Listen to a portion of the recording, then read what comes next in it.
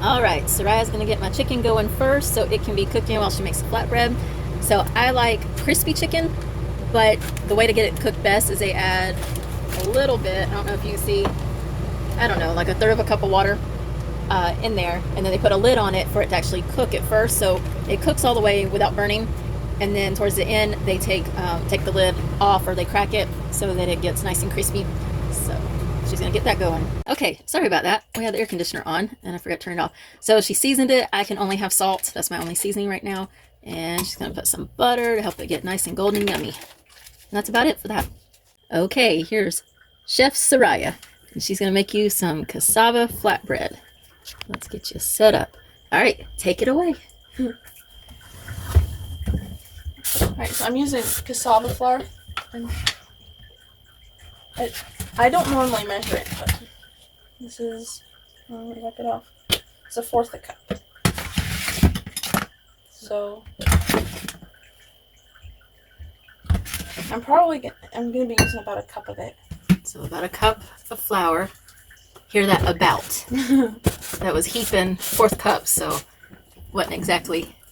It's just about. It's about what it looks like and how it feels. All right. And 2 tablespoons of olive oil. Do you know that, or are you just guessing? That's what he told me. All right, let's check it out and see how much olive oil that was. Who knows? It might be 2 tablespoons.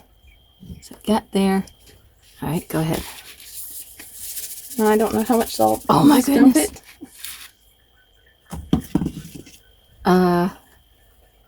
Guess a fourth to a half of a teaspoon of salt.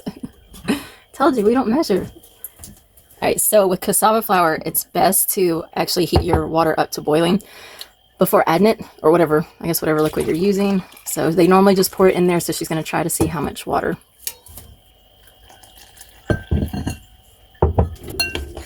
Half and 2 cups. So she's going to add a little bit, fourth a cup. another fourth a cup. We'll add all this up at the end. It'll probably end up being a cup of water. Yeah, you need a little more water. So that's at the 1 cup mark. Okay, so this will be about a cup of water with a cup and a fourth of, what you call it, cassava flour. About 2 tablespoons of olive oil, but the fat's good and yummy, so just dump it in there. You don't have to measure it. Don't worry too much.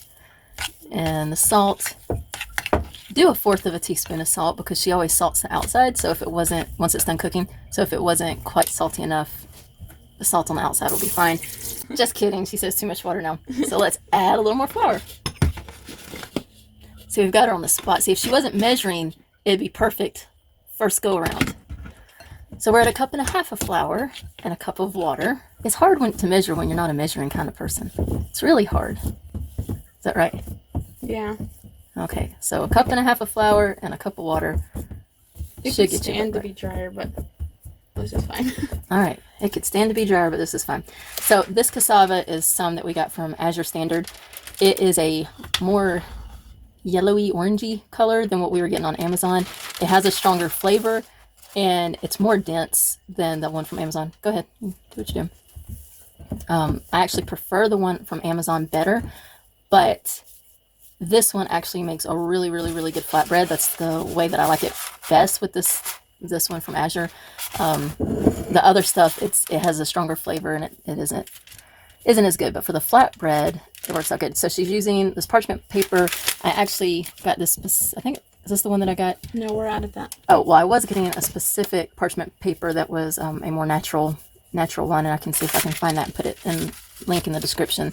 I'll also put a link to the Amazon cassava that was whiter in color and not as strong flavored, and it actually, when they made me biscuits with it actually was like a white flour like biscuit, and it works really, really good and makes really good gravy, really good everything. So I actually prefer that one, even though the Azure one's a little cheaper, but it works all right it works really good for the flatbread. So Soraya thinks it tastes better when it's a little thicker like this than rolling it out as thin as you can. I know for Aaliyah, she doesn't like the edges to be cracked. So to make Aaliyah happy, why don't you go around and make the edges really perfect so they don't crack. We try to take care of all of our siblings, even though I'm the one that's eating it. But anyway, so that is probably like probably there on thickness. I don't know, I guess about 1/4 of an inch, I guess how thick it would be. So she just puts it on the parchment paper and gets, have you got the pan heating up? No, not yet. So we'll get the pan heating up and let you see how long it cooks. Okay, so she's getting the skillet heated up before she puts the olive oil in it, or before she puts the flatbread in it. You could probably do it on a stainless steel just fine, but this one is a carbon steel pan, and we really like them a whole lot. We used to have cast iron, and we still have cast iron in storage, but we wanted something a little less heavy when we got in the bus because we had so much cast iron and they're so heavy. And so we ordered the carbon steel, and they are lighter than the cast iron, but it's not as light as I was hoping for. But anyway, so that's what we're using in the bus right now, and it does work really good. So she just took scissors and cut the parchment paper. I didn't know she does this, but it makes it easier for her to handle by having it smaller. We just had a special delivery. Ta-da! A quail egg! Yay!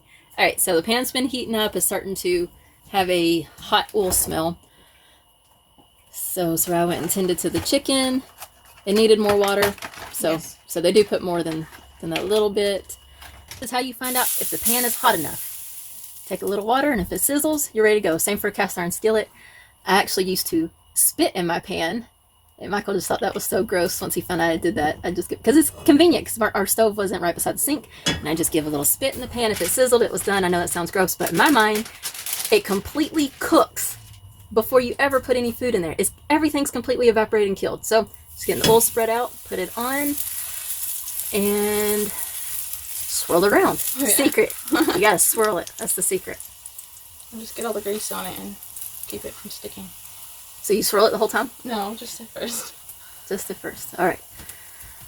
Keep it from sticking. You gotta get the oil on it, and it'll cook for just a minute. Gotta swirl it some more. I'm trying to keep up with time so I can tell you exactly how many minutes. How high is the stove on? What number? Ours doesn't have numbers. It's just as high as it goes. Oh, so it's on high. As high as it goes. So okay, keep it swirling. This is the trick to a flatbread. You can make it little, or you can roll it out, or put more dough and make a bigger one if you want to. Okay, 2 minutes later, and she says it's ready to flip. I'm just gonna put a little bit more oil. Put a little more. Now she can't use her fingers. No, I gotta use a spatula for this part. The reason I swirl is all the bus is so all the grease rolls on this side. Okay, so we are on a slight tilt with the bus, and so stuff runs to the front of the stove. So she said that's why she does the swirl, because all the oil goes to one side. All right, so let's get it up close. All right, so we got a nice and golden and greasy, crispy yumminess. Okay, so it was about 2 minutes on that side, and it's done. Flip it over, let them see that side. Get up. You gotta tilt it a little bit. And it's not focusing. There we go. So she'll do the other one. She said it will cook faster than the first one.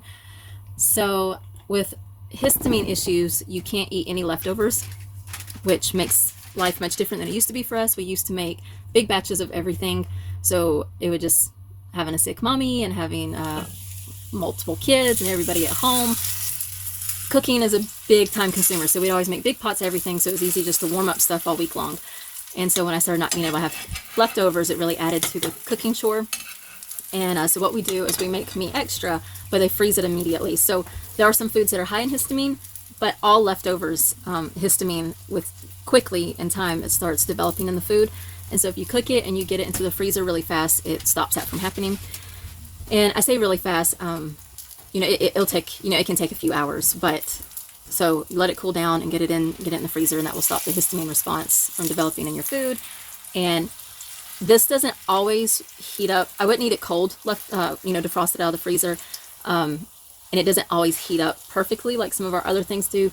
But if you were to put a lid on it so that it steams it, because it dries out when they go to heat it back up. So put a lid on it to let the steam stay in there. Then it heats up fine. They have put it in the pan with my other stuff, so it kind of like had steam working with it too, and just put it in the oven. That heated up fine too. But anyway, so they will make me extra, put it in the freezer. But this was real quick. You're just taking 4 or less minutes to cook all together, and it just takes a few minutes, especially if you're not having to measure and try to figure out the measurements to get it mixed up. So it's really a quick bread. Soraya added that she normally doesn't freeze the extra. She normally eats my other piece. It's Aaliyah who freezes it. So she just told on herself. That one got just a little bit overcooked. She went to check on the chicken, and she said she keeps adding water a little bit at a time with the chicken so it doesn't lose the water in the pan until it's done cooking. Then she takes the lid off and lets it all evaporate and gets crispy. So next thing you see will probably be my finished lunch plate. Quick trick for when you're cooking in the bus and it gets hot. We've been turning the air off for the videos, but anyway, I told her to go ahead and turn off the pan so that heat fire flame is off, but the pan still has enough heat to keep cooking. Every little second counts when you're in a small space like this. And there we go. We don't have cucumbers right now, so no, bring it back. Bring it back. So we got lovely lunch for the chickens, and we got a lovely lunch for Kaleigh. And then if you wanted to, you could do this. It's kind of chalupa-like because it's thicker and it's fried, so it kind of gives that similar chalupa style. Personally, I like a whole lot of vegetables, so I prefer to have the bread on the side because it's just, I don't want that much bready or carbiness. But anyway, so you got a healthy, grain-free, high-fiber carb for a healthy meal. So it's low histamine, low inflammation.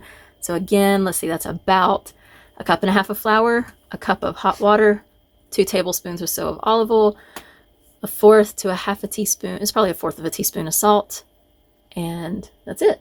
And I don't know if you noticed or not, but she didn't even have to use flour to roll it out. She just had it the right consistency, pat it out, and it was good. So you could do it thinner than that. Sarai personally thinks it tastes better thicker.